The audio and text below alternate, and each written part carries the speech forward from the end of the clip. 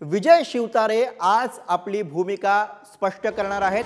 शिवतारे कोणती भूमिका घेणार याकडे आता सगळ्यांचं लक्ष आहे।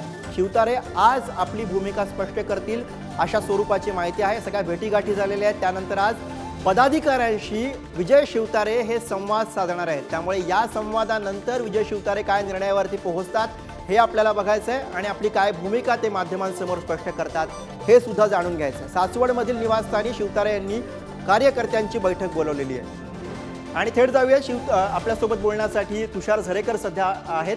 तुषार, एकीकडे शिवतारे यांच्या झालेल्या भेटीगाठी, या भेटीगाठींनंतर झालेल्या चर्चा आणि आज होत असलेली बैठक, नेमकं काय कळतंय? शिवतारे यांच्या मनामध्ये नेमकं काय सुरू आहे? तुषार,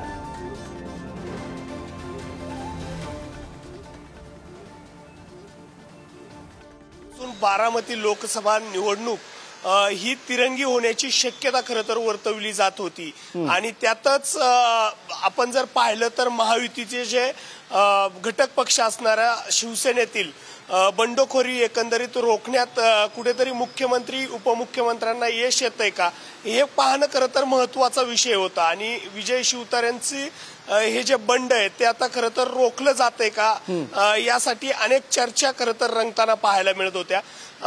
बुधवारीच खरं तर मुख्यमंत्री असतील, दोनही उपमुख्यमंत्री यांनी खरं तर शिवतारेंची बैठक मुंबईमध्ये घेतली आणि त्या बैठकीनंतर खरं तर अनेक गोष्टी यामध्ये बोलल्या गेल्या।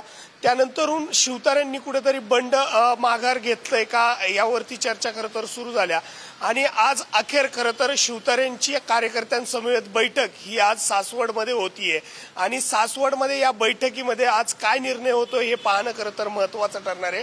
कारण या बैठकीनंतर शिवतारे माघार घेतायत की अपक्ष लढण्यावरती ठाम राहतायत हा निर्णय होण्याची दाट शक्यता आहे। गुरु, बरोबर, धन्यवाद। वेळोवेळी तुमच्याकडनं अपडेट्स घेत राहू। तुमचा धन्यवाद या सगळ्या सविस्तर माहितीसाठी।